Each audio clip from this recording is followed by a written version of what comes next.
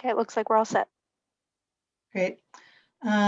Thank you. And I will call the meeting to order. Looks like it's 12:03, starting a couple minutes late.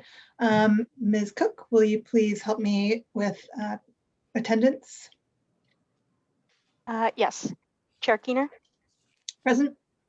Vice Chair Algato, Present. Commissioner Maynard, Commissioner Kaufman.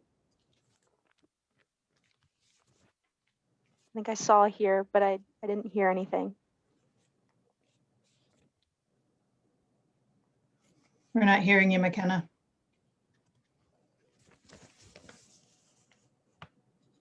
Still not.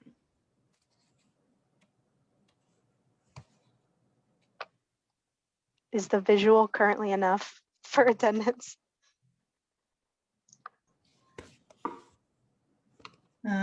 Why don't you keep on figuring that out, and we'll take your waving and mouth movement as a sign that you're here. And Commissioner Fletcher, Here. we have quorum. All right, great. So the first item on the agenda today is the approval of the minutes from January 25th. So those were sent out pretty recently. Did anybody have a chance to look over them? I found a couple typos that I'll send to you, Haley. Nothing of note. My one comment was on page 3 under the update from Brad and Shelley on the sea level rise guidance and tool. And bullet point number 3, the results of the report are validated to be used for land management decisions. I thought that was a little bit confusing. Was it meant that the results are valid for use in land management decisions? It had to do with publishing Anderson et al., in which the results were peer reviewed. So maybe the wording could be sea level rise vulnerability, and it was determined that the results and methodology used in the Hawaii Sea Level Rise Vulnerability and Adaptation Report have been peer reviewed and published. And polished or published? Published. And I can give you the link, and are considered, what do you want, more valid or considered the best available? That's a typical planning phrase. That seems a little strong too. And are considered appropriate for use in land management decisions. That makes sense. Thanks, Chip. Yeah. And yeah, if you could send the paper as well, just so we could include the citation there, that would be helpful. Yep. I see McKenna signed out and signed back in. You want to test your sound now? Can you hear me now? Yep. Okay, I'm here. Thank you. We're just going over the minutes.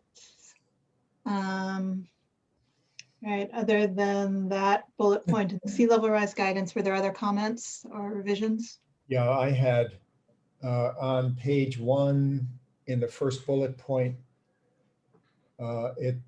it says the state's climate action target of net negative carbon negative by 2045. Is that phrasing odd? Yeah. Don't we just want net carbon negative or even carbon negative?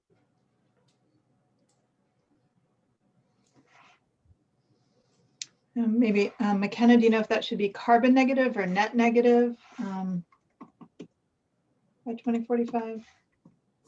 Sorry, I'm pulling up the agenda on this computer. I'd had it open on my other one. Sorry, so I can't quite see it, but I mean, I think the language should read net negative emissions as soon as practicable and no later than 2045. That's what the state goal says. Yeah, that could work. The state's climate action target of net negative emissions no later than 2045. Does that work, McKenna? That sounds right. Okay. Great. And then I also found a misspelling. It's way down on page 4, under comments and public testimony that followed, item 1. Yep, I got that one, the association. Right. Oh, Thanks. and then on page 5, item B, climate action brief. I don't know, we could delete the March meeting because we didn't make it. So you could just say April, although as it is, reflects accurately the meeting, what was commented. Intention. Yeah. Don't want to edit our intention.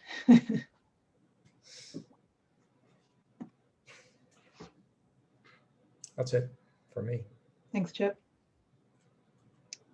McKenna or Rosie, other issues or changes to the minutes? No, I just caught the spelling error that Chip mentioned. Okay.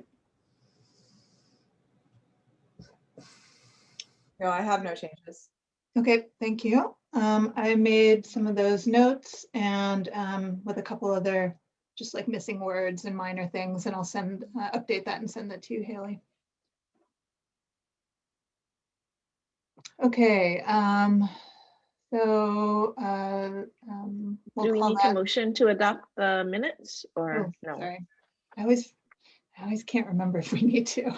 I feel like if there, it's always if there are no other changes, then we adopt the minutes and we don't need to vote, right? All right, so if there are no other changes, the meeting minutes are adopted. And we will go on to agenda item number 4, which is a report on activities from CCSR from Director Gonser. Good afternoon, everyone.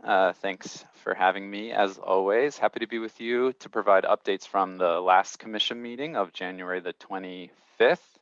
To start off with, there's been a fair amount of personnel changes. As you can see, Haley has stepped up to facilitate and support the commission's meeting today. And that reflects that Wynn, as you all know, our secretary and office manager, departed the office on February the 12th. Regrettably, also Rocky Mold, our energy program manager, left the office on the 19th. And just last week, Friday, unfortunately, our grants and budget specialist, Jacob, has departed. But the work continues. I'm very excited to share that on February the 16th, Nicola Hedge stepped up into the position as Deputy Chief Resilience Officer and Deputy Director for the Office of Climate Change, Sustainability, and Resiliency. Many of you probably know Nicola. She's been in a unique position supporting the office as a supporting the city really as a climate advisor as part of the Bloomberg Philanthropies American Cities Climate Challenge. And we're very, very excited that she's being able to be retained and step up into this new role as well. And at the next meeting, I'll have the pleasure of introducing you to the new Coastal and Water Program Manager, who will be refilling the position that I vacated at the end of the year. And also, we currently have 2 AmeriCorps Vista positions out for recruitment. This would be for an onboarding date in May.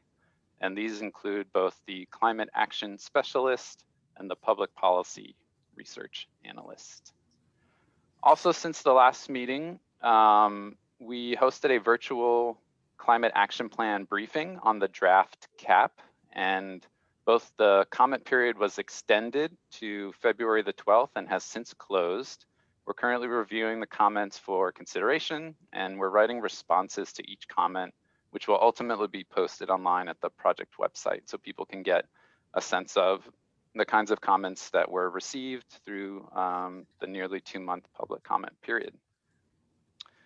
Staying in project updates, also since the last meeting, we hosted 3 virtual work sessions as part of round 3 public engagement for the Climate Ready Oahu effort, which as a reminder is the adaptation strategy, right? So we have both climate action or emissions reduction, but also preparing communities for the changes that are coming, that we've already experienced and measured today and that we know are going to increase into the future. And then within that same project scope, just last week, actually, we had 2 morning working group sessions with the departments to really dive into some of the potential adaptation strategies within their own specific responsibilities, but also looking at cross-cutting needs and some of the concerns about potential cascading impacts from any climate event. We also had the chance to provide some appropriations requests through our federal congressional delegation. On total, the office provided around 12 different ideas that were either specific extensions or bolstering of current programs, or opportunities that could potentially be small grants in the future. And across those nearly dozen ideas, we shared thoughts related to a variety of departments, including Department of Energy, Transportation, Housing and Urban Development, Department of Labor, as well as offices and agencies such as FEMA, EPA, and NOAA. It was a great opportunity. If people aren't aware, both Reps Case and Kahele hosted these training webinars in January and February to train people up and allow us to get more familiar with the federal appropriations process. And I think it's really important that the city becomes a much more active participant in these proceedings moving forward. As we know, it'll be critical for our climate adaptation and action needs, but also make sure that we are aware and aligned with some of the renewed federal leadership on the subject. And then we did also have the opportunity to submit a grant proposal to NOAA's Climate Program Office Extreme Heat Risk Initiative. Heat was identified in our climate risk assessment as the second hazard of concern, second only to sea level rise towards the year 2050, because of its high likelihood and the consequence that can result from increasing temperatures. So we wanted to make sure that we provided direct special attention to thinking about different climate scenarios, but also the land use implications of impervious surfaces, potential for cooling surfaces, green infrastructure, urban tree canopy, et cetera. So should we be awarded, I'd be happy to provide more information on that opportunity. Don't want to jinx ourselves and get too far ahead of it. But if all goes well, we'll hear something come late May on that opportunity as well. And then to wrap up some of the federal engagements, led by CCSR, the city agencies are working with state and federal partners in new ways to address disaster risk. And this year we'll be working on almost $2 million worth of innovative planning, design, and risk analysis projects through FEMA grants, some that have come in just this calendar year. And then on a growing opportunity, though it's the first cycle of this new program at the federal level, used to be called the Pre-Disaster Mitigation Program through FEMA. It's now called BRIC, Building Resilient Infrastructure for Communities. It's a much larger pool of money. It's much more competitive, but it's a direct recognition from the federal government that we can't just pay out on the back end, right? We need to do the proactive measures to make sure that we are not suffering severely from these increasing and growing climate hazards and risks. And the applications go through the state. So the counties ourselves, we are what's referred to as sub-applicants, but there is a statewide hazard mitigation forum, which is the place that projects get evaluated and prioritized. And in total, HIEMA supported over $200 million in pre-disaster funding applications from all of the counties. Obviously, again, this is a very highly competitive nationwide funding opportunity and nothing can be taken for granted, but we're glad that we put our best foot forward in this new, in this first round of this new program. And then lastly, I just want to share with you some engagement events that are coming up. For the month of March, we are the theme or the series of 4 virtual seminars through the UHC Grant College Program's Hanauma Bay Education Program. The theme is Our Office, and we have a presentation coming up this Thursday and every Thursday for the rest of the month. The first this week, we'll be talking about Climate Ready Oahu, so the adaptation strategy. The following week, we'll be talking about the Climate Action Plan. And then the subsequent 2 weeks will be more programmatic discussions where we'll get to highlight both staff and focus areas, including the Climate Resilience and Equity Program, as well as the Food Security and Sustainability Program. And then lastly, on the Climate Resilience and Equity front, our staff member Lala Nuss will also be presenting at the UH Water Resources Research Center Ikevai seminar this week, Friday, the 5th, Friday. Thank you. So that's it for updates for me. Happy to field any questions at this point, Chair. Thank you, Matt. That was a lot of information, a lot of stuff going on at the office, and a lot of it's pretty exciting. Could you repeat for me Nicola Hedges? That's a new position, right? Her new. No, so Justin was the previous deputy director, and Nicola Okay, Hedge gotcha. is now the deputy director. Got it. Okay. And then I also had a question about the working sessions you had with city departments on the Climate Ready Oahu strategy. Mm-hmm. What were the initial departments that you guys were talking to? Yep, so there was representation from nearly all of the departments. So all of the infrastructure agencies and the planning agency, as well as budget and fiscal services, emergency management.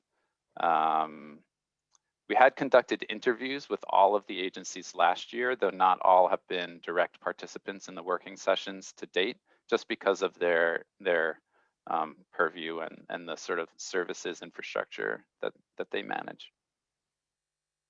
That's great. And was that kind of under the auspices of the One Water strategy and the? No, not quite yet. So great question. Chair is referring to a new policy that was adopted via the Ordinance 20-47 at the tail end of last year, or Bill 65, if people are more familiar with that. Within the climate adaptation section, there was a One Water policy, right? So this notion of establishing a One Water panel to develop a whole series of decision-making alignment and both resource and fiscal efficiencies across water management, which we hope will be one of the wisest ways to engage in climate adaptation discussions moving forward. The convening of that first meeting has not yet happened, but it's on our immediate radar for this month. And we're working with the Board of Water Supply most directly, as they've been able to provide some near-term support towards the effort. Great. Is it possible to have commission representation on that One Water?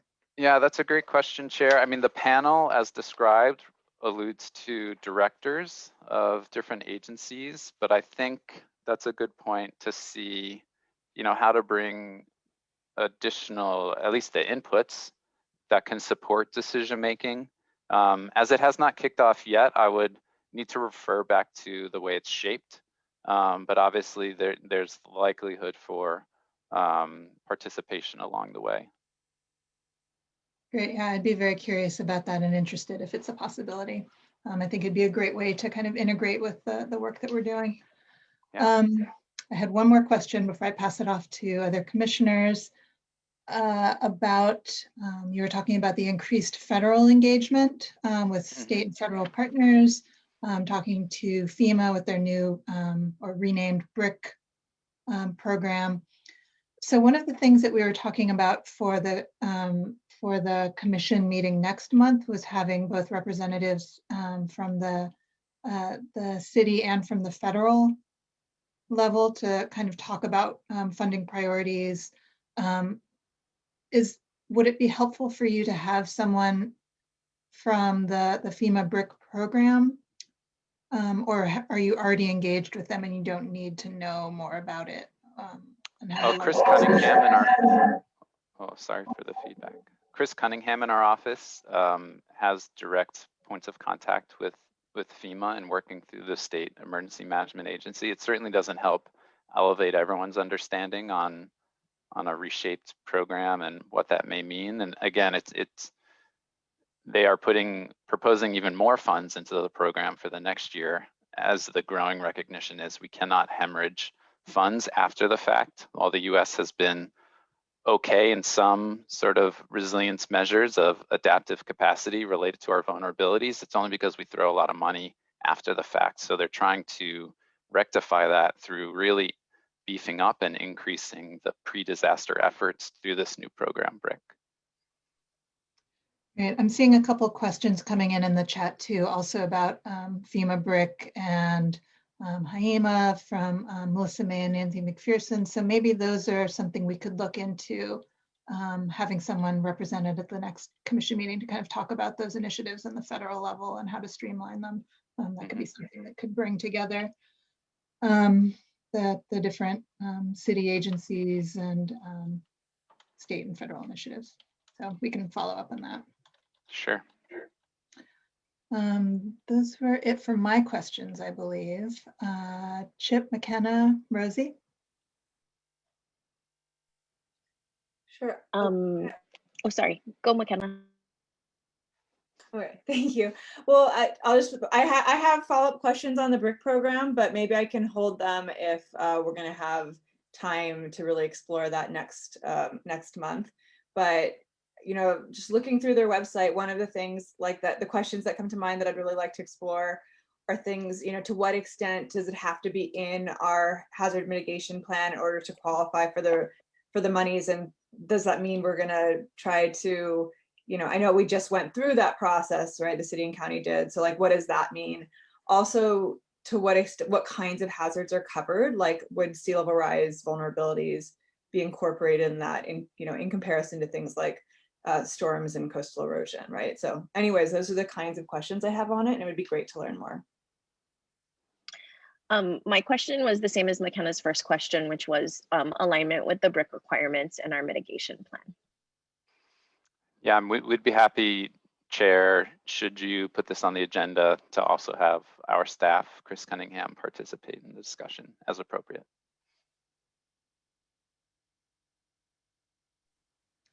Thank you, Matt. So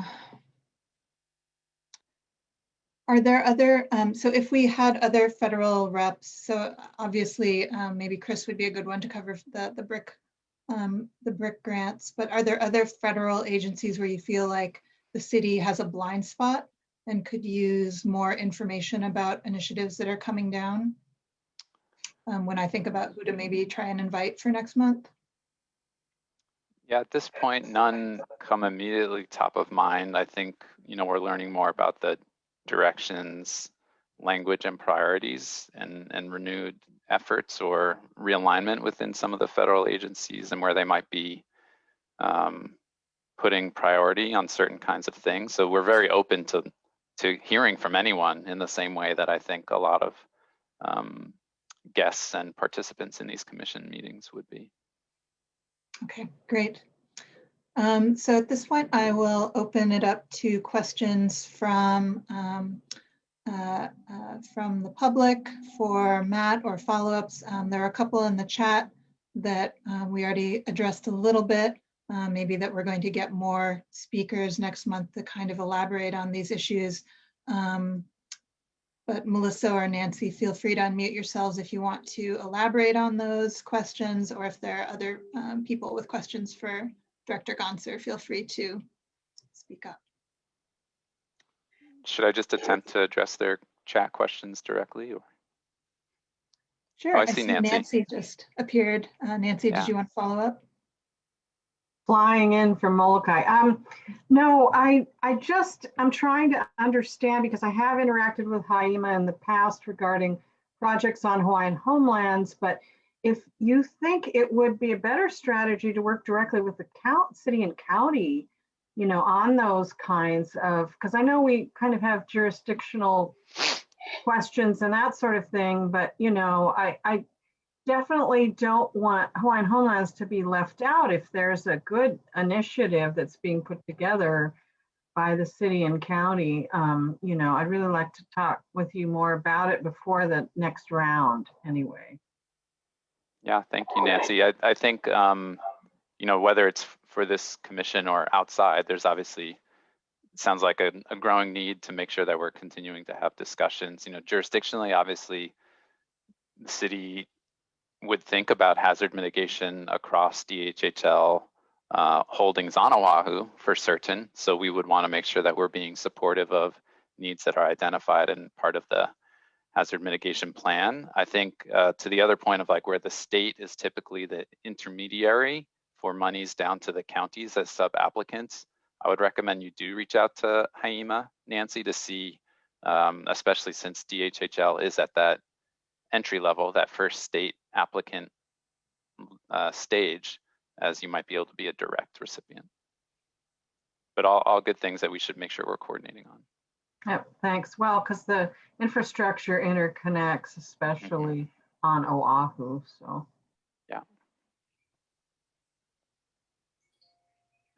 And Chair, before I forget, as soon as I said I couldn't think of any, I think it would be good to get to rehear from EPA in particular, as some of the kinds of nonprofits that we were keeping tabs on with respect to One Water in particular, some of their key staff have now become key federal appointees in EPA in particular. So maybe reconnecting with our region to hear more about their thoughts on integrated municipal water planning for stormwater and wastewater, and how One Water might become a more prominent element of all those discussions.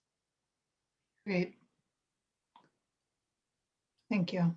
And thanks, Nancy, for the comment in question. I see there's another comment in the chat from Darren Lerner that the NIFWIF resilience funding may be of interest with respect to agency briefings, but he's not quite sure when the next opportunity will be announced. That's a good point. I will look into that as well.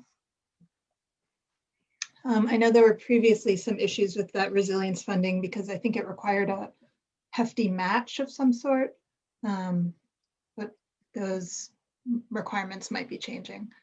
So I'll look into that again. Are there more comments from the public?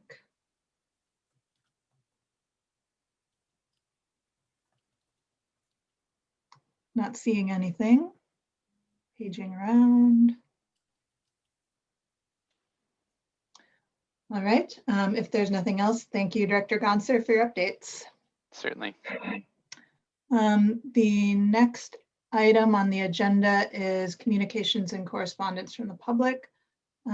Haley, last I had heard there was not any communications or correspondence. Yep, that's correct. Still none. Great. Well, then we will go on to number 6 on the agenda, which is our update from Amy Asselby. Excuse me if I got that pronounced your name incorrectly, who's the Executive Director of the City and County of Honolulu's Office of Economic Revitalization. And so we are going to get an update from her. Are you here, Amy? Oh, yep. Yep. Great. Thank you.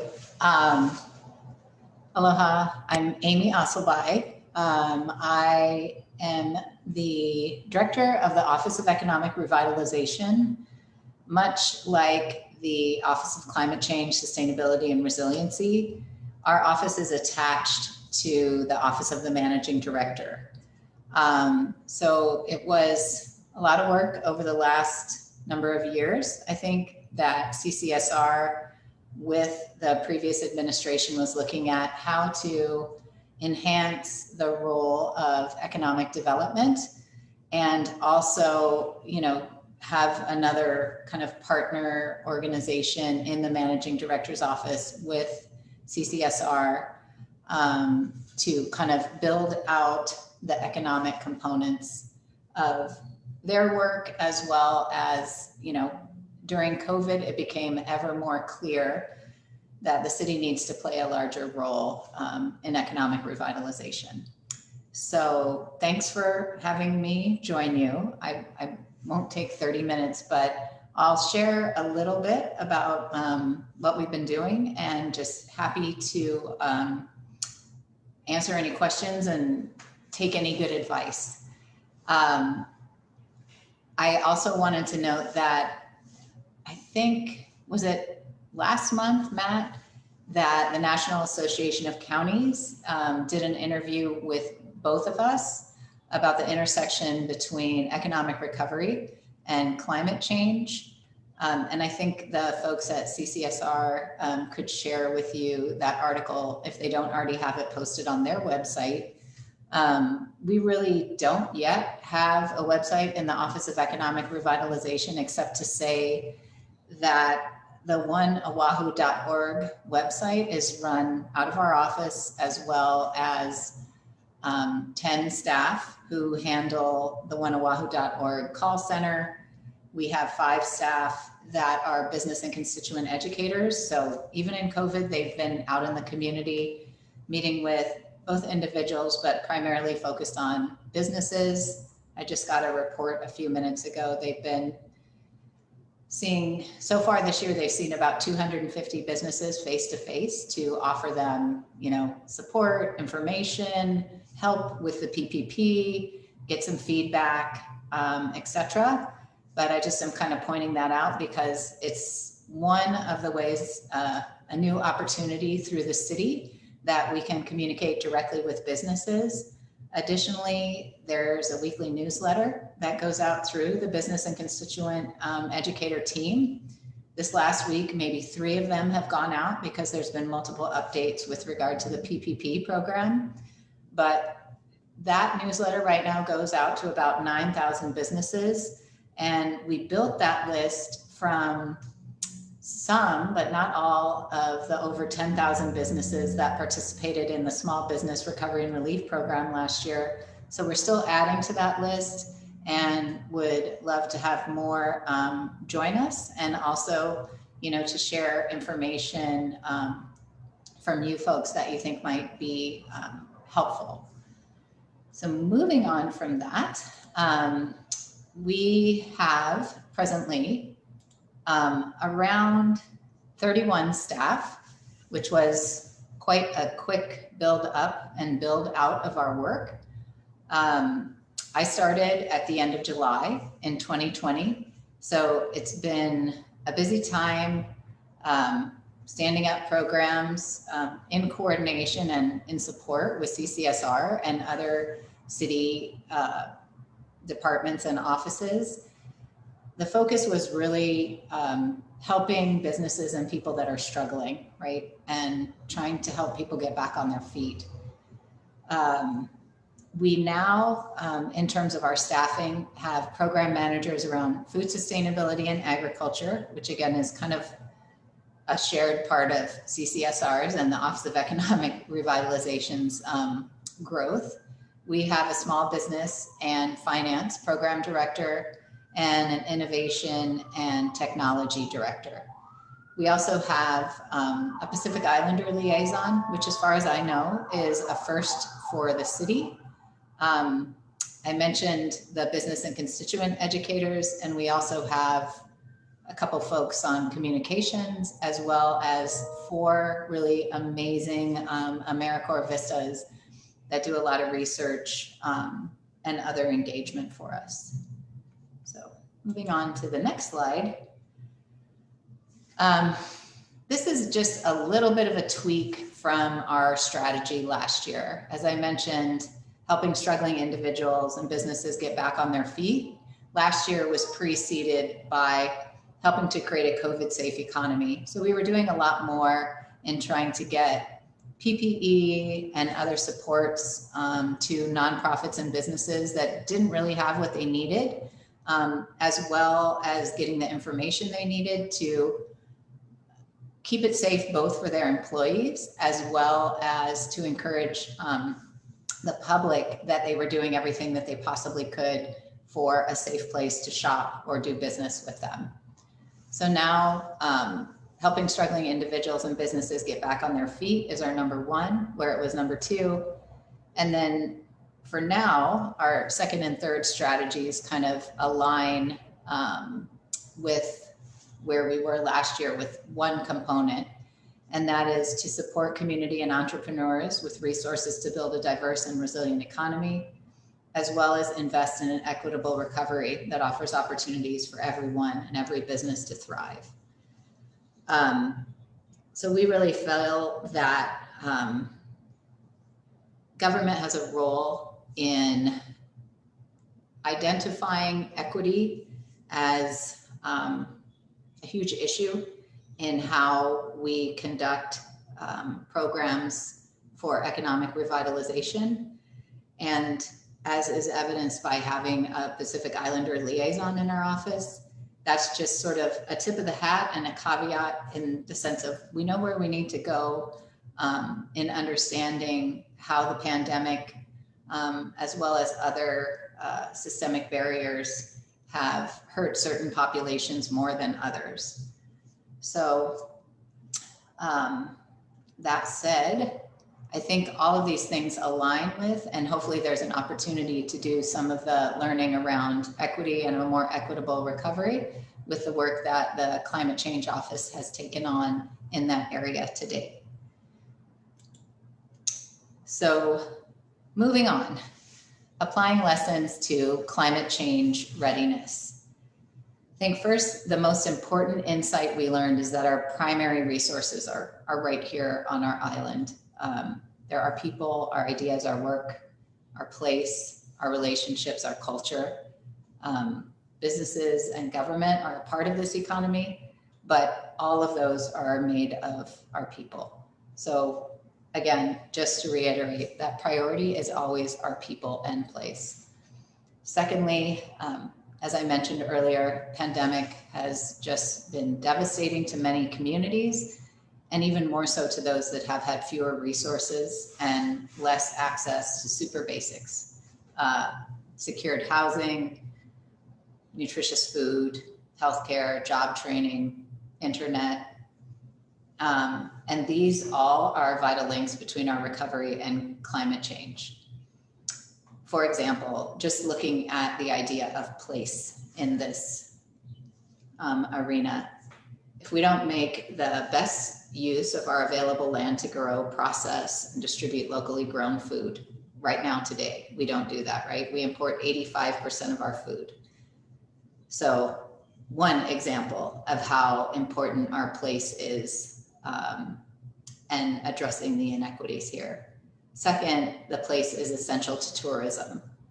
I just saw the DBET report today that said, as if we're striving towards this, that we won't get back to hosting 10 million people till 2025. And I know with the process that we're engaging with HTA on the Destination Management Action Plan, that's just getting underway, invitations are just going out. We really want to rebuild tourism in coordination with other partners with a regenerative model where visitors take an active role in stewarding our place alongside our neighbors and families who are doing the same. So fourth, we are also focused, and this comes from some of our work last year, on the type of workforce training that can help us get to a more sustainable place, as well as living wage jobs. We think this reflects the culture and the values of this place, as well as the practical realities of climate change, where it's impacting where people live. So one example was the Oahu Back to Work program. And I'm going to talk about that just a little bit more later, but it was job retraining at the University of Hawaii. So we had over 1,400 people finish that program. And while it was, yes, thrown together, and this, hopefully this time around, if there is some additional resources coming from the federal government, we can be more thoughtful. But folks from Oahu were able to take classes from every community college, every college on all of our islands. And those courses ranged from things about sustainable farming to taking care of our wastewater better to cybersecurity. So I'd like to talk just a little bit about this shared position we now have. CCSR was able to get private funding for a food sustainability and agricultural program manager. So Dexter Kishida right now is in the Office of Economic Revitalization, and his focus is supporting local food production and the stewardship of our land.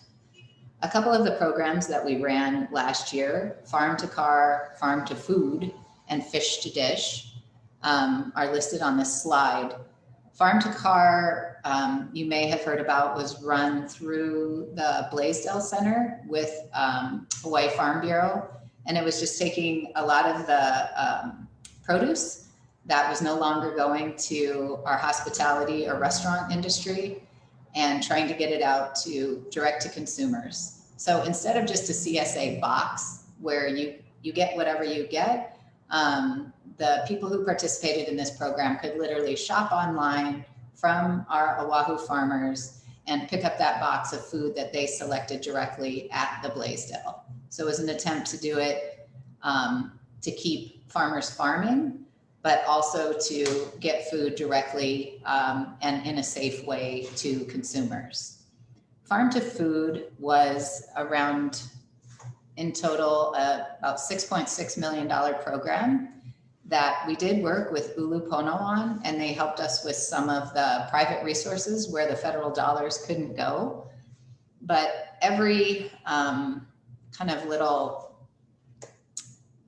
niche of our food systems that we could touch, we tried to get to through this program, from nonprofit partners like Aloha Harvest to other community health centers that participated in the food distribution network, to supporting some of our food hubs to do more aggregating, to over 2 million of that was direct support to farmers just to keep them planting and putting food in the ground. So that money, for example, did not go to other industry like landscaping or horticulture. It was directly to food producers. And finally, we also worked on a program called Fish to Dish, which again got our fishermen out fishing and took that fish in prepared fillets and put it into our emergency food distribution system. So that went to the food bank. So we want to keep doing that and sowing the seeds of partnership where the city really hasn't been before, in terms of the ways that we farm have to do with taking care of each other here, that it's done in a sustainable manner, and that we have more opportunity overall in terms of, some of the workforce development that we did with Kupu and the Pacific American Foundation to build out what Kupu called, their INA Core, and what we called with the Pacific American Foundation, INA Workforce Development. And we worked really closely with some of the partners already of CCSR, which included folks who are training community to replace cesspools with either septic tanks or attaching them to the sewer system. So there was a lot of interesting different programs going on under that. Removing invasive species, which is a part of the, I'm sure you guys are familiar with the Albizia project. So tried to support them and a whole bunch of other folks doing work around fish ponds and other efforts. So that's kind of where this slide, thanks for switching, goes back to point to this workforce development that we hope to do more of.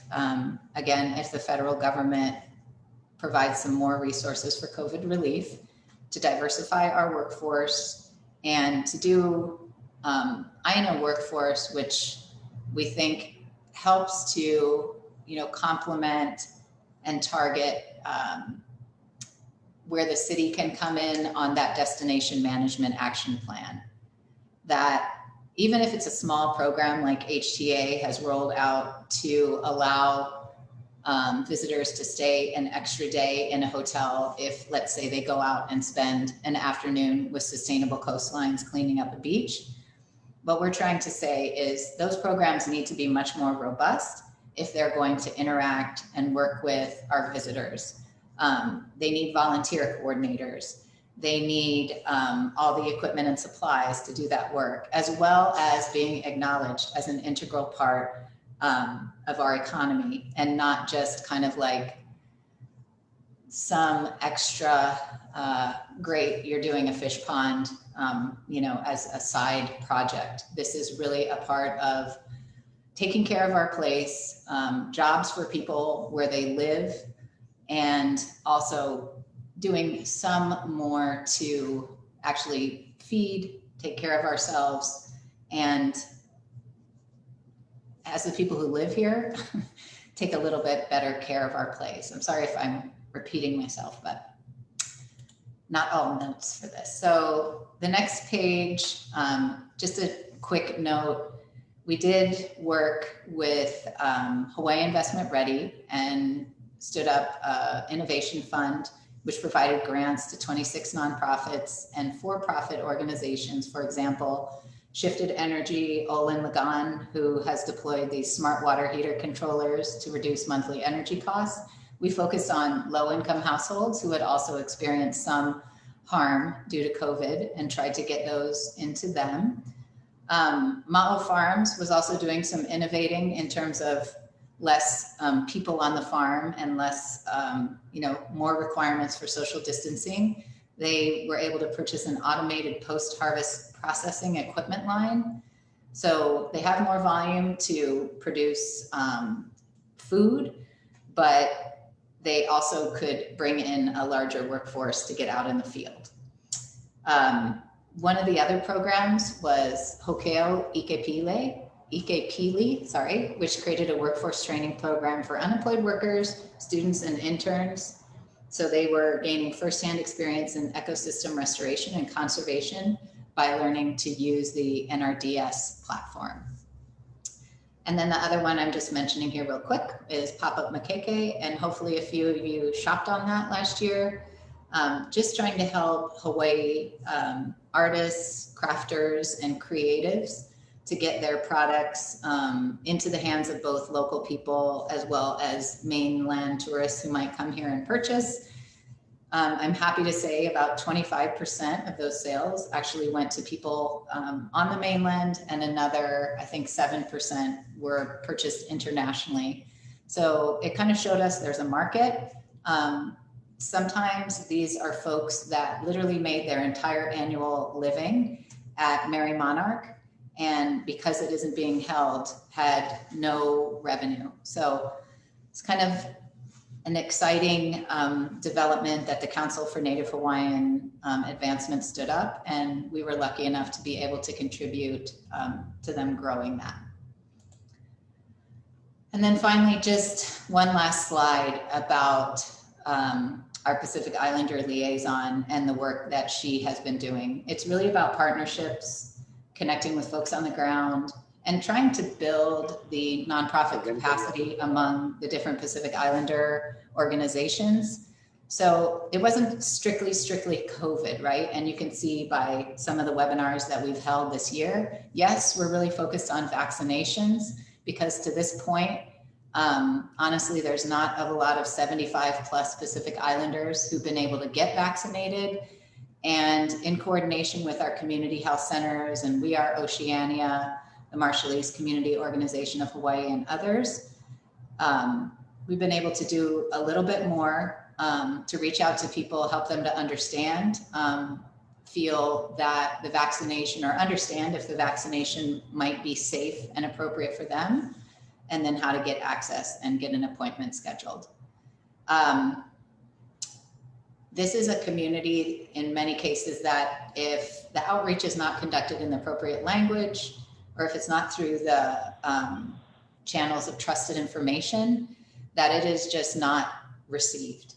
And so we're really working on building more trusted channels of communication, building our capacity to work and interact with folks in languages other than English, and just kind of get more feedback from them for how we do our work in terms of the approach in economic revitalization being more equitable. I would also note that, a climate change is a major factor, as well as health, in terms of the Pacific Island community that now lives on Oahu and our neighbor islands. So it's a part of some of the issues right now in terms of being able to go back home. Is it safe? Have they been tested? And there's just, it's a lot of learning that we've been doing, and it's been great to kind of kick off this work and see how it aligns and coordinates with some of the other departments in the city. And with that said, I'm sorry I yapped on way too long.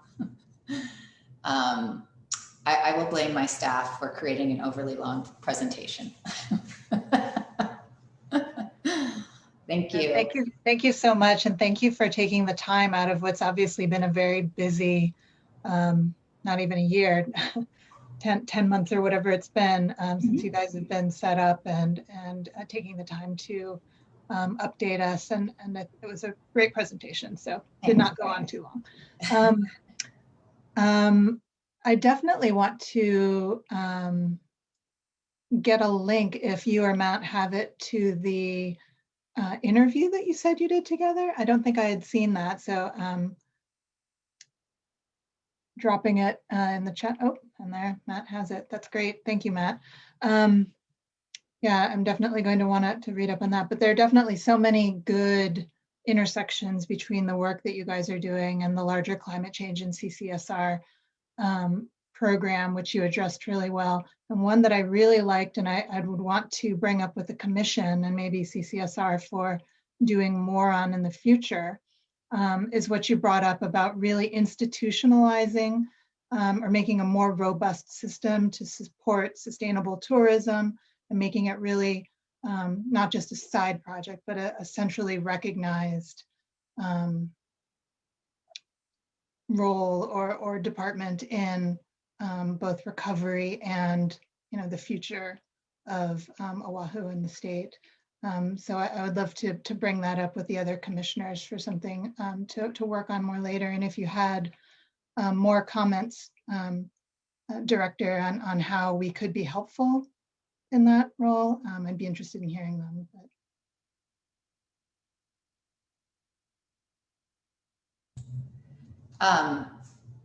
I don't know if you got a chance to look at the article, I think it was last week or maybe the week before, on Civil Beat about Kauai's Destination Management Action Plan.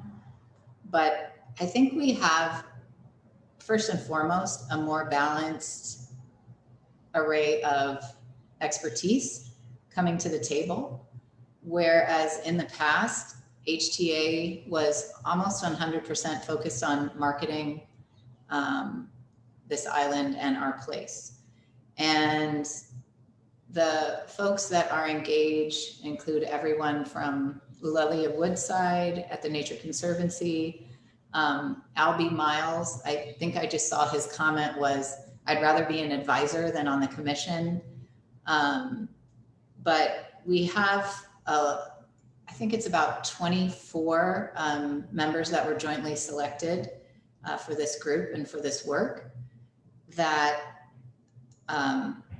input to, through, from would be really helpful. And I can share the list once I get the final back from the HTA on those who accepted and those who deferred to a potential alternate.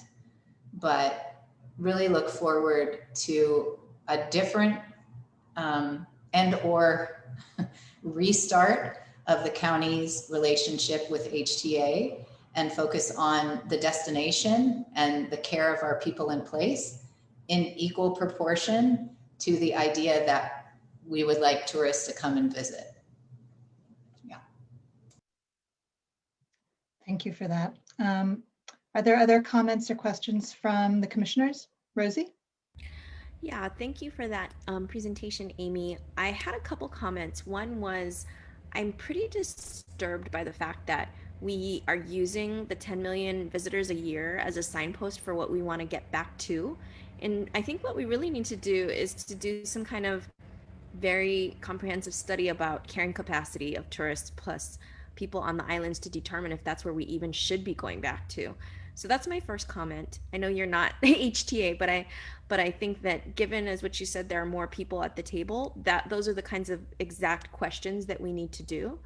The second comment is I was very impressed and actually have seen a couple of the efforts that your office has been supporting through the COVID crisis.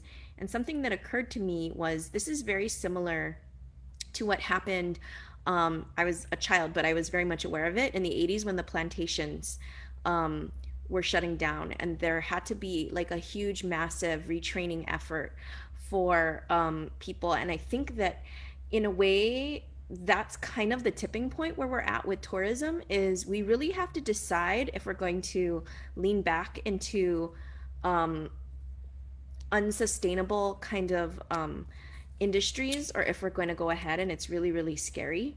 And it really reminds me of when I was a child, like uncles and cousins that I knew who really um, had to contend with the prospect of everything that they had ever been trained of knowing not being there for them to be able to support their families. And one thing that I've been thinking about, and I know that I'm not the only one, but I just kind of wanted to bring it up here because it seems like an appropriate time, is the idea that there will be, and there is a oncoming and constant threat of climate change. And is there any way to create a workforce that is aimed at all of the work that we're going to have to do, right? Like we're going to have to move so many roads. We're going to have to restructure our sewage systems and our wastewater systems and our energy systems. And is there a way to direct economic revitalization towards creating that environmental workforce? That was the major drive behind the INA workforce development. Because as I mentioned, like, let's say even the training on cesspool removal and replacement, because there is that homeowner credit, I believe, that's available right now. It seemed like the right time. They ended up not participating because of a whole bunch of difficult issues with our city bureaucracy. But in the end, I think, you know, when for example, the talent roadmap that's out there, funded by Hawaii Community Foundation, the Castle Foundation, in coordination with the Chamber and others, is a nod towards where we want to go with future careers. But frankly, if we don't push the envelope with these different types of training, construction, infrastructure, and military spending is exactly what we're going to lean back into. And hospitality is almost like you said, it will be the default that, you know, the idea of resilient means going back to what we were at one time, right? And so I am hopeful that the Destination Management Action Plan is not another bunch of talk story for a plan that's then put on a shelf. We, as participating from the county side, want to bring our resources, our Department of Permitting and Planning, CCSR, OER, right? Department of Building, and I don't even know what DDC is, construction, design and construction, bring them to the table. So there is leverage in terms of how do we take care of our people in place first. If this place is, if our ahupua'a are intact, our nearshore waters are clear and beautiful, our fish ponds are restored to help, you know, sustain local communities, other things like that, then it is a nice place to come and visit.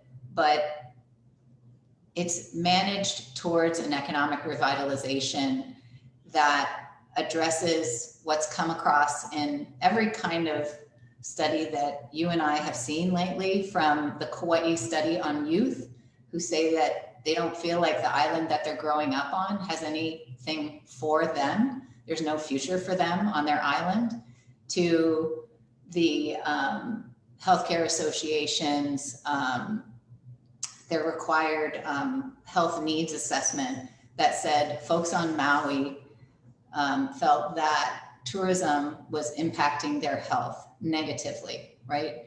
I mean, to make the connection between this business that doesn't necessarily seem or have to do with your health, that it is negatively impacting the health of you and your family, I think means that we are at that tipping point. Our friends and neighbors and our families are feeling these impacts personally. And so the time now is to act in these times of pandemic and difficulty.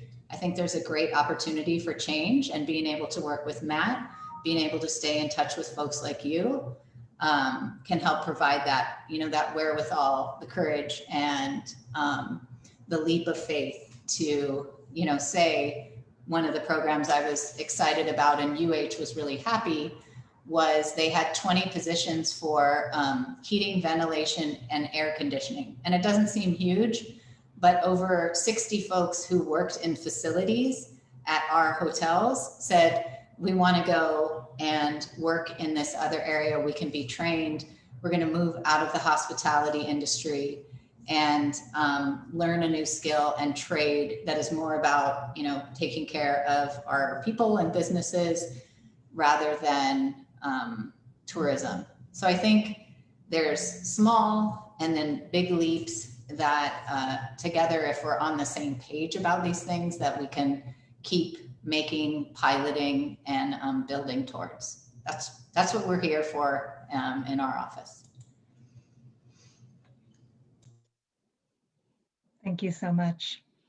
Are there other comments from the commissioners, Chip or McKenna? Questions or comments?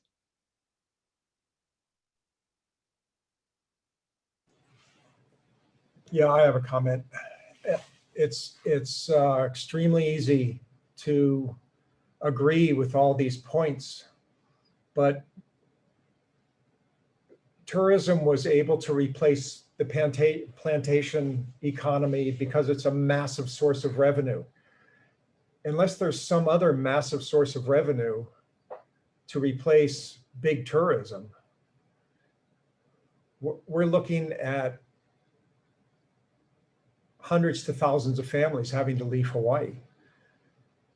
And for instance, the idea of preparing for climate change, moving roads, etc., all that is must achieve.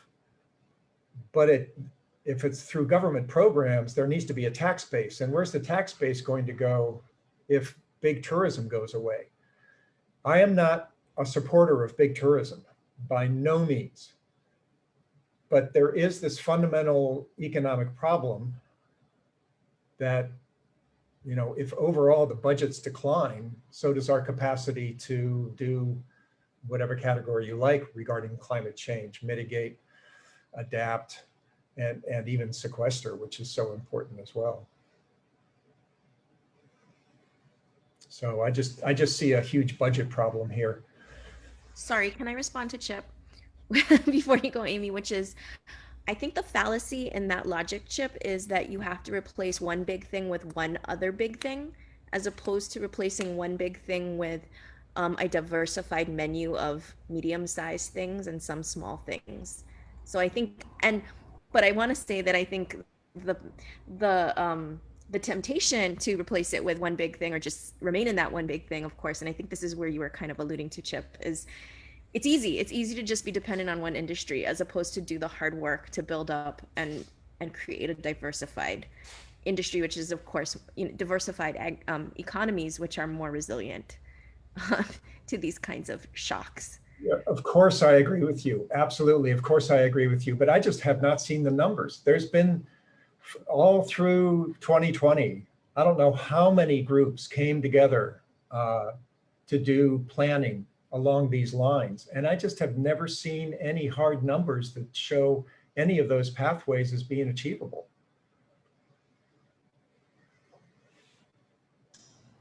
Yeah, I think one of the things I heard from Yuhiro was, yes, our population will decline. And I'm not sure if it was in a study or this was something like, you know, Carl Bonham was kind of off the top of his head sharing based on his analysis of some of their data. But, you know, I was referring to the DBET release today on economic projections. And so it says there were 92,400 fewer non-agricultural private payroll jobs in the fourth quarter of 2020 compared with the same quarter of 2019. And the highest decline, of course, is in accommodations. That's 26,300 jobs. So that's, like you said, Chip, that's households. That's one person plus the household that is impacted by that. So that's a 61.9% decrease in the jobs in, that's just one, the accommodation sector of tourism. Food and drinking places lost 23,900 jobs, or about 33.9%. And then the other ones going down in percentage were transportation, warehousing, and utilities. And that's all the suppliers that take care of those places, right? As well as professional and business services. So I think that's the service economy and people providing it. That's down 11.3%, 8,500 jobs. And then arts, entertainment, and recreation is down 27%, or 3,700 jobs.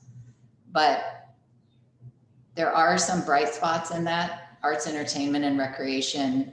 Right now there's 3 productions on island. The Honolulu Film Commission is a part of the Office of Economic Revitalization.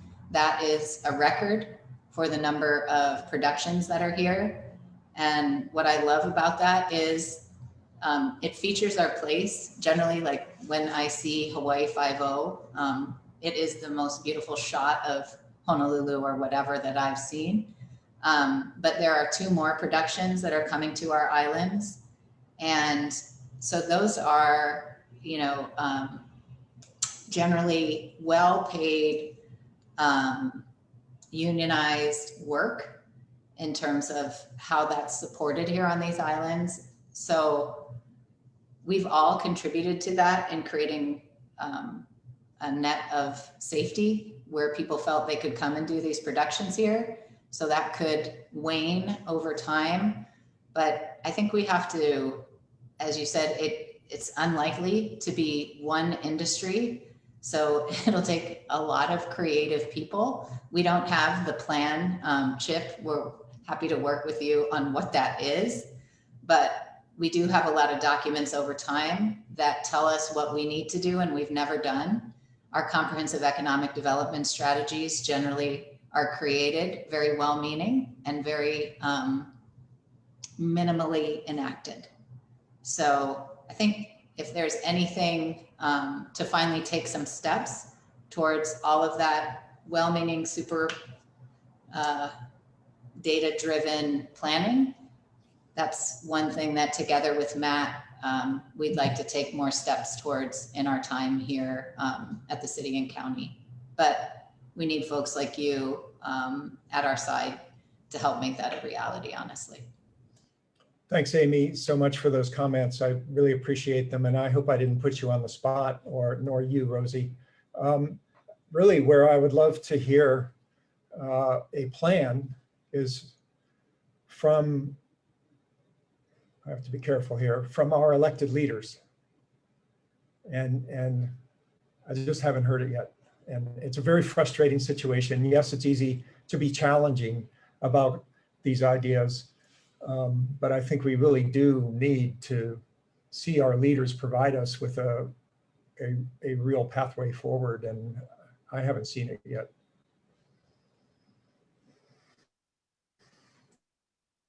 Thanks, Chip. I see McKenna unmuted herself and put in a very relevant report that she worked on from Yuhiro a couple of years back. McKenna, did you want to comment on the clusters report? Yeah, thank you, Amy, so much for your presentation. Really, it was not long. It was very comprehensive and just full of information. I really appreciated that because, you know, I think as a commission, we've been really much in touch with what CCSR is doing, but not so much the Office of Economic Revitalization. So thank you, Vicki, for putting this on the agenda. And as an economist with you here, I sort of feel compelled to jump in on this topic, right? So I put in into the chat a study that a report that Carl Bonham and I did a couple of years ago, but I still think it's relevant right now. In fact, when we wrote it, I had no idea how relevant I would find it at the moment. So it's this understanding of our economy from a cluster perspective. And I mean, I think this kind of gets to some of what you're saying, Rosie, in terms of diversification. I mean, one of the things that I'll put out there is, in fact, our economy has diversified tremendously over the last 30 years, right? Some of it from policy interventions we've made, but actually most of it not, right? And that's kind of an important point, is that there are policies that we can do, and there are things that we can do better in terms of implementing the really, as you sort of put, Amy, the well-meaning plans that exist on economic development, right? There are things on the agricultural side that we can obviously do better. I think Sumner LaCroix and Jim Mack just put out a kind of white paper blog on UHERO's website that I thought covered some of those issues really well. And then there are, I think, also just bringing into this, like, we have to understand where we actually have policy levers in our jurisdictional kind of arena, and where we wish we had them, but we maybe don't, right? And so clearly, I think the activities of HTA and the way the state funds HTA, there are the green jobs kind of things going forward now, which tack on an extra TAT tax to help fund some of these things. That's an interesting way to think about it. And a lot of that is because of the Interstate Commerce Clause, right? It has to, that kind of fee has to go on to things that tourists tend to do more, but are actually equally levied between tourists and residents, right? So anyways, just to put out sort of like what are the policy interventions that could be had and that we could really move on and be fruitful. And we do lay out some of that in this kind of new perspectives of our economy piece, in terms of thinking about how the economy's changed and what are those interventions from a cluster perspective that elevate all clusters.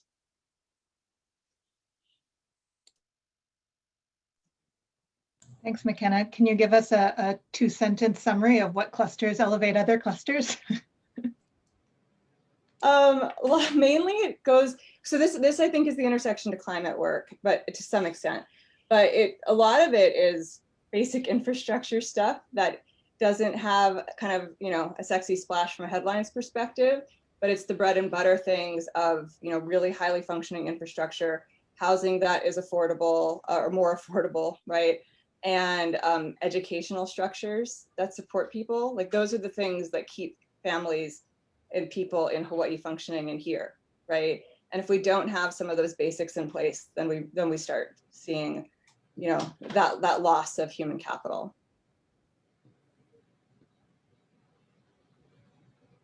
On that infrastructure side, I'll just make a note that the county is eagerly anticipating what might be an infrastructure package coming from the federal government, and that some of the things that Matt has talked about in terms of our utilities, or we're just working with within this new broadband proposal and the USDA rural development funds.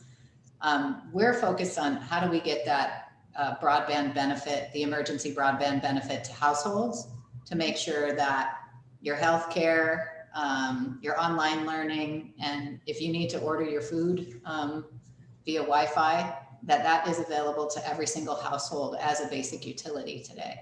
So we are hopefully one of the outreach partners with the FCC, but I totally lost my train of thought here. But these programs that we can capitalize on and make sure that we're actually pulling down every little penny that we can towards our place is critical right now. We're not really known as efficient and good, let's say, even grant writers to getting our maximum in terms of federal resources in these more diverse areas. I guess we've done okay with military spending, But when we talk about infrastructure and resilient infrastructure, maybe there's an opportunity coming that, you know, if we have our systems in place to draw that down to the maximum effect, we could drive towards what you're talking about, McKenna. Yeah, thanks for that comment, Amy, and thanks for sharing. I mean, broadband is kind of the poster child for like a shared infrastructure investment that supports the economy and people broadly, right, in their endeavors.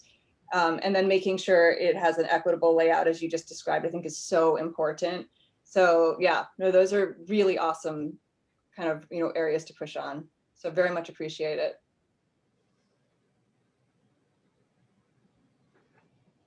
Thanks, McKenna, and thanks, Amy. Chip, I see you're unmuted. Did you have a follow-up or just unmuted? No, that was a mistake. Okay. I did have one final comment, kind of Chip, to your comment about the looking for more leadership from our elected officials to kind of push these things, and just stressing, and I know, of course, you believe in this too, but you know, how you, part of being an important you know, change agent in pushing for these top-down types of initiatives is working from the bottom up as well, and you know, pushing these ideas up. So just staying involved and pushing up ideas that may seem idealistic are the, you know, the way we get them into those top-down structures a lot of the time. So not losing hope yet. Are there other comments from commissioners on Director Asselby's talk? If there aren't, then I'll open it up to comments from the public as well. And Haley, if you could look on Facebook to make sure there aren't any comments coming in there as well.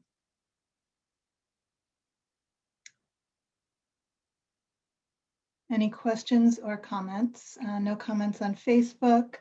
The room is small enough that feel free to unmute yourself and just ask if you have a comment.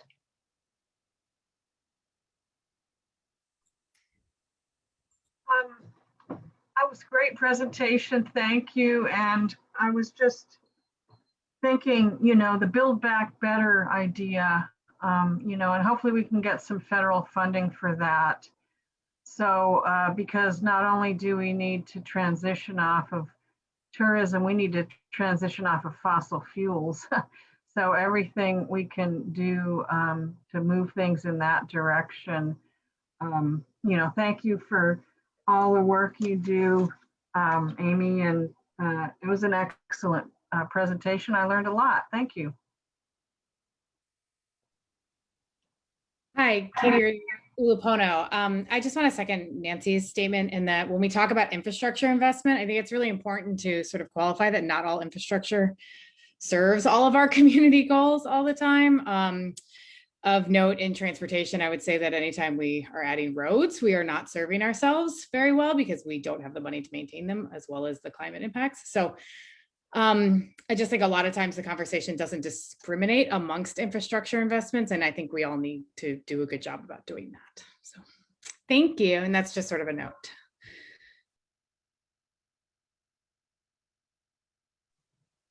Thanks, Katie, great point. Any other comments or questions for Amy?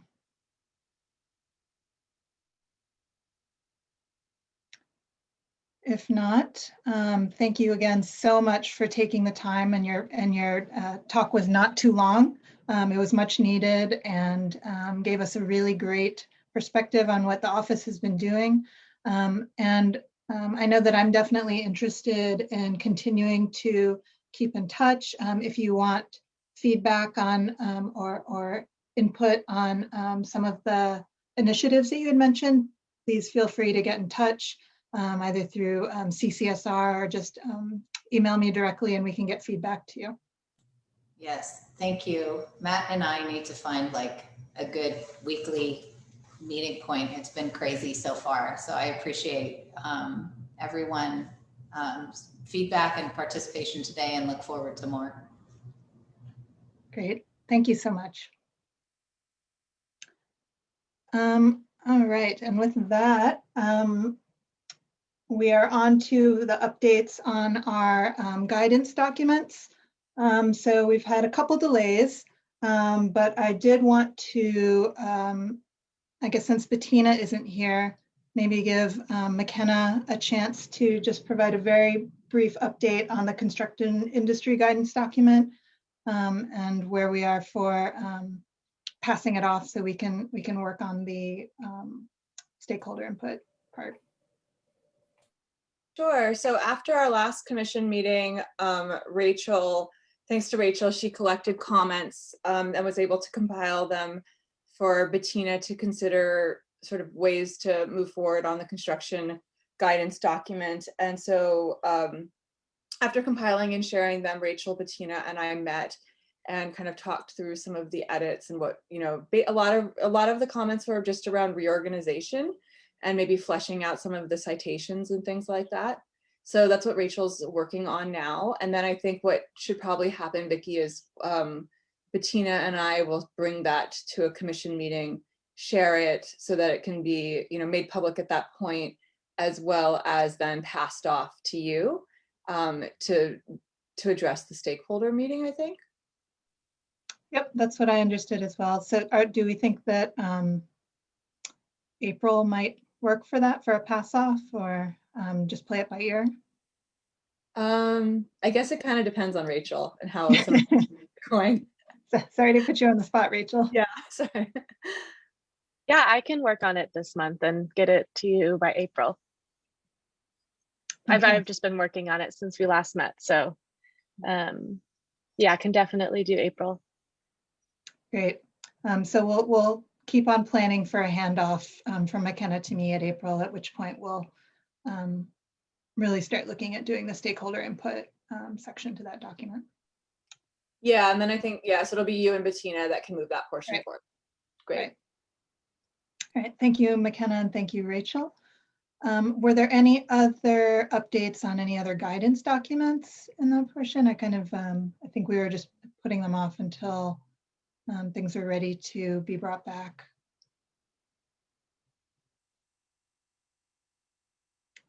If not, we'll keep playing it by ear. All right, were there any comments from the public on that agenda item or the guidance document updates?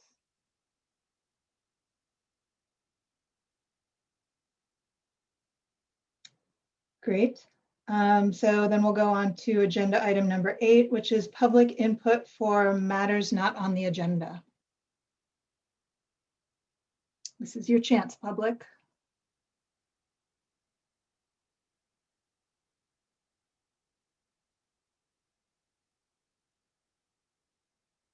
All right. Is there anything on Facebook, Haley? Oh, all right. Well then, going once, going twice. We will go on to the tentative next meeting date, which I had written down somewhere. Or maybe someone else has it. April 12th, I believe, right? Rachel or Haley, do you have the April 12th at 11 a.m.? I believe that's a Monday. And then agenda item number 10, which is announcements. I do have one announcement. And so it's related to climate in the region, not specifically on Hawaii, but so Zena Greckney, who is our sustained climate assessment specialist with the Pacific RISA, she's been invited to provide expert witness testimony at a hearing for the U.S. House Committee on Natural Resources regarding the upcoming Insular Area Climate Change Act. And so this is a fairly comprehensive new act for insular areas that establishes an interagency federal task force to work on climate change issues on insular areas. So that includes territories, commonwealths, freely associated states, and has some significant both funding and new programs that that are in Department of Interior, NOAA, Department of Energy, Environmental Protection Agency, and Emergency Management. And so it's actually a really innovative act. Her hearing is going to be Thursday, March 4th at 12 noon Eastern time. So it'll be live streamed, and I will drop it in the chat. But so early here, but I as part of, Hawaii is part of the Pacific Islands regional ecosystem, this could bring a lot of resources to the region and more players for which we can collaborate with. So if anybody is interested, I encourage you to take a look at the act and to watch Sina's testimony. Are there any more announcements? There were a couple talks thrown in the chat earlier. I think Chip put in the Hanauma talks for CCSR. If you scroll back up. Any more announcements? I just have a question. In fact, I'm sure it's there, but are the talk links for Hanauma, are they on Facebook? Our OCCSR Facebook page? Believe so. They're definitely remote. But Rosie, I'm not sure we've posted it yet. We'll be following suit with the Hanauma Bay Education Program itself, but they do require, it's my understanding that it's pre-registration.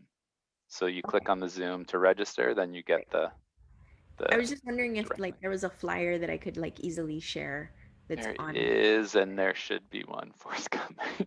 Okay, I just wasn't sure. I haven't checked. Thank you. I don't know if that's for sure. Me neither. Yeah, noted.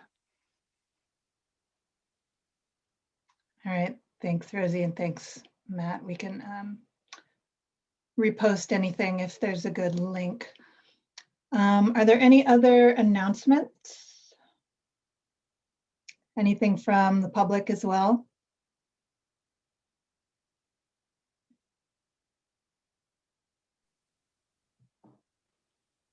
Yeah, I've been sitting through the whole time. Kevin Richards, I'm with the Hawaii Emergency Management Agency. I'm the natural hazards planner officer. I heard a lot of great conversation.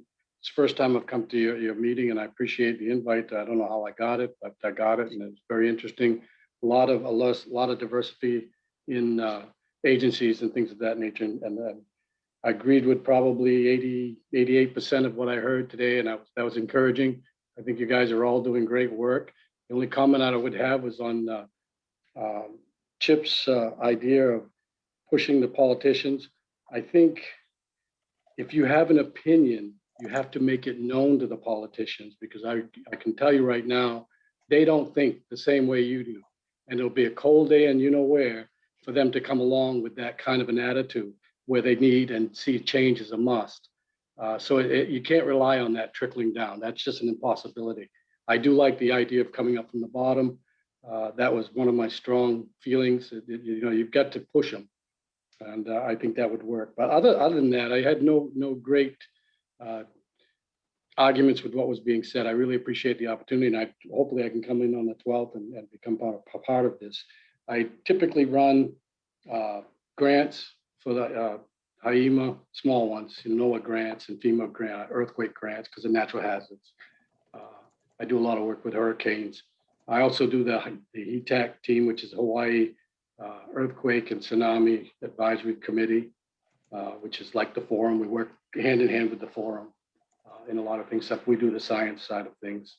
So anyway, I just wanted to introduce myself and thank you for an interesting hour and hour and a half. I do appreciate it. Well, thank you so much for attending. Kevin, was it? Yes, Kevin Richards. Yeah, Kevin, thank you so much for attending, and we're glad to have you here. Emergency management is such an important part of resilience and hazard awareness, and we're glad to have you and hope you can make it back. And I see Matt dropped in the chat a link to stay up to date on commission agendas and other happenings from that city, from CCSR. So go ahead and sign up if you're interested, and we hope to see you again. Thank you very much. Any more announcements or comments?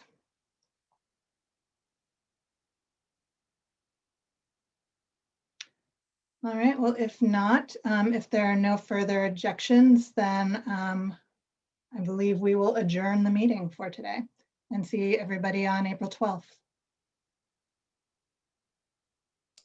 Thank you all. Bye. Thanks all. Bye, everybody. Bye.